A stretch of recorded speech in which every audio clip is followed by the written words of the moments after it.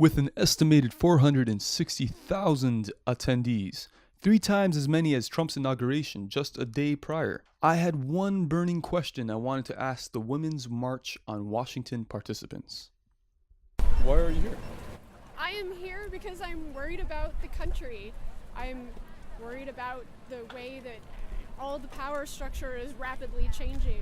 I'm worried about science. I'm worried about evidence and facts. It's very worrisome. I'm worried for women and their rights. I'm worried for ability to get birth control, ability to have control over our own bodies, to be able to have needed abortions when they're needed. I'm worried about the government getting in between women and their doctors. I'm worried about black people being trounced on. I'm worried about poor people being trounced on. I'm worried about Muslims getting crap just because they have headgear or whatnot. All of these things, we're all humans and we should all have rights. And we should all be treated well. And we should all have the ability to get out of the poor place if we need to. And we shouldn't have to deal with things like redlining. You know, it's just, there's a lot of reasons I want to be here, and I feel like my sign could be bigger to hold all of them, but it's not. For the March for Equal Rights for Women. Well, I figure like this. God has the final answer. It's not between Trump and me. All those prerogative statements that he made about us women, because of the fact we was made by God. Just basically a housewife. There's not much I can do on a national political level, but basically this is everything that I had to say. Here, I'm a woman, I'm an immigrant, I'm a Muslim, and if Trump thinks that all of this is going to be intimidating to us, it is not. I'm proud to be American, I'm watching, and I will take action as is needed. And I wanted to add that voice to all the other voices here that are saying the same thing. And you're here with your daughters. With my daughters, yes. Do you feel optimistic about the future for your daughters? I do. I do, because yes, he's here for 4 years. Things are going to change. The only thing that is really saddening is to see, number one, the divide in the country becoming bitter. It's perfectly fine to have differences of opinion, but to be civil. The loss of civility, the loss of decency, that's the one thing I feel sad about. It'll take a long time for us to regain that moral high place that America was at. And that's why most of us immigrants came here, because of what it stood for, of the amazing values that were actually practiced here, not just talked about. And I think that Trump has set us back a couple of centuries when it comes to that. I want to join the resistance. I want to join the resistance protecting the people I want to stand in between him and the most vulnerable. People of color, immigrants, the DACA kids. And I've heard it said that women of color, you never hear their voices. That they're, Well, we're the backbone of our community, man. And I think that a lot of women of color, they get a bad rap, you know, as far as like when we're assertive, it's seen as an act of aggression or us being militant. But that's not really the case. We're just trying to have a voice just like everybody else. And I'm a triple minority. I'm also a lesbian. So I'm trying to make my voice heard, because, like I said, the policies and agenda that he's pushing, we don't agree with.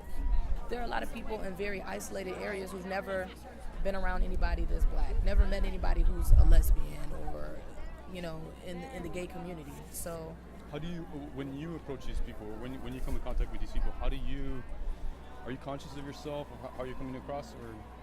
Sometimes, but you know, I'm just gonna be myself regardless. But at the same time, you have to realize, like, I hate to say it, it's like almost like you're an ambassador, like a representative, you know, and you have to try and educate people and let them know, like, hey, you know, it's you know, being gay isn't like having a disease, being black isn't like having a disease. It isn't gonna rub off on you. You know, if anything, it's just gonna make you more aware of the issues that we have and the things that we feel are important. And we want the same thing as everybody else. You know what I mean? We want to be happy, we want to be healthy, we want to, you know, have education, we want to, you know, acquire some type of wealth, we want to raise our families, we want to have kids, and we want our kids to have more than what our parents had and than what we had.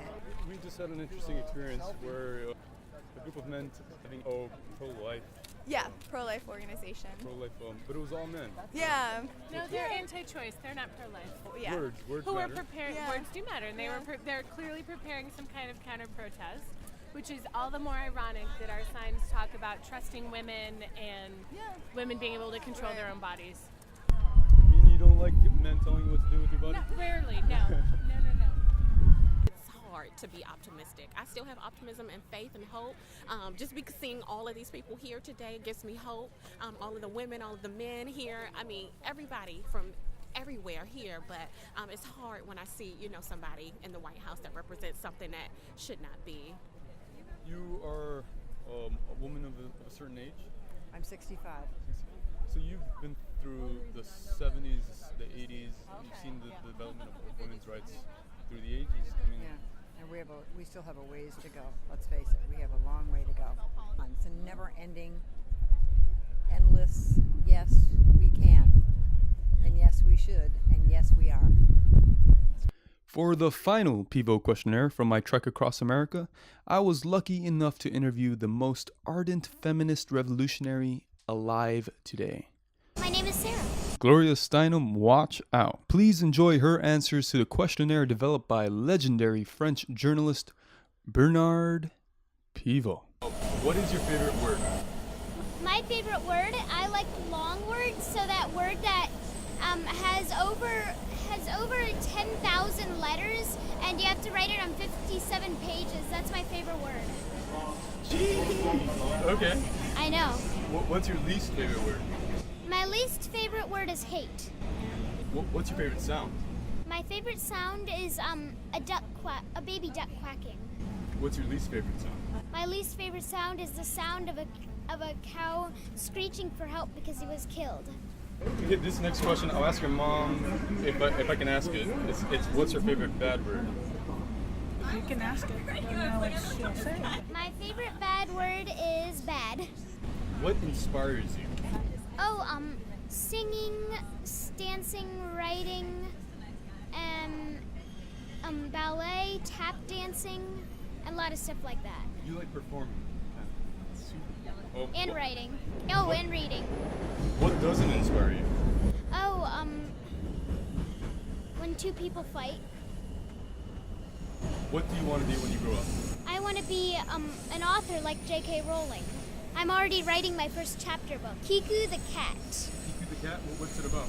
It's about a cat named Kiku, K-I-C-O, and a dog named Kuki, C-O-K-I. It's all about their life. The first one was Kiku the Cat. The one I'm doing now is Kiku the Cat First Friend. And they're friends, but the dog and the cat, they're not the same. How Yeah. can they be friends if they're not? Oh, I like animals being friends, so I just did that. A dog and a cat. A dog usually chases a cat, so in this one, the cat usually chases the dog. Okay, reversing the tables there. What do you not want to be when you grow up?